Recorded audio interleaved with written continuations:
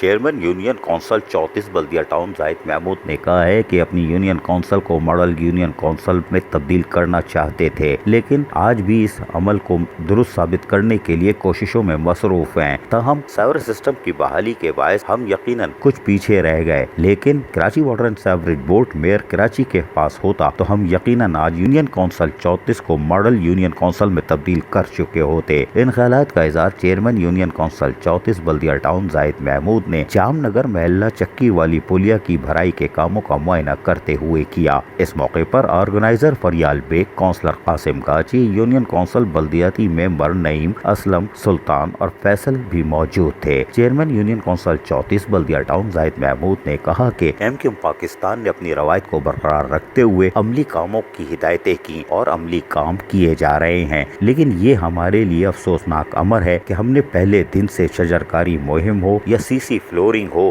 یا صفائی ستھرائی کا عمل، یونین کونسل کے فنڈز کا درست استعمال کرتے ہوئے یونین کونسل 34 کو ماڈل یونین کونسل بنانے کے لیے عملی طور پر مصروف عمل رہے، لیکن سیوریج سسٹم جو کہ Karachi water and sewerage board کے پاس ہے اور میئر کراچی کے پاس نہ ہونے کے باعث ہم اپنے یونین کونسل کے فنڈز کا 70 سے 80% 4 سالوں میں سیوریج سسٹم کی بحالی پر خرچ کرتے چلے آئے، جو کہ افسوسناک امر ہے۔ یقیناً یونین کونسل 34 بلدیہ ٹاؤن کے مختلف محلوں، کمیونٹیوں کے ساتھ ساتھ بازاروں کے تاجر رہنماؤں سے بھی ہمارے روابط رہتے ہیں اور ہم ان کو آگاہ کرتے رہتے ہیں، لیکن ان کے مسائل کو ہم نے ترجیحی بنیادوں پہ حل کیا، اور یہی وجہ ہے کہ کاروباری لوگ ہوں یا کمیونٹی کی سطح پر لوگ، وہ MQM پاکستان کے عملی کاموں کو اپنی آنکھوں سے دیکھ رہے ہیں کہ Karachi water and sewerage board اگر ہمارے پاس ہوتا تو یقیناً ہم یونین کونسل 34 کو کراچی میں ماڈل یونین کونسل 34 بنا کر دکھا سکتے تھے، لیکن آج بھی ہم سرخرو ہیں کہ ہم نے یونین کونسل کے فنڈ سے آج بھی عوامی خدمت کے ریکارڈ کام انجام دیے ہیں،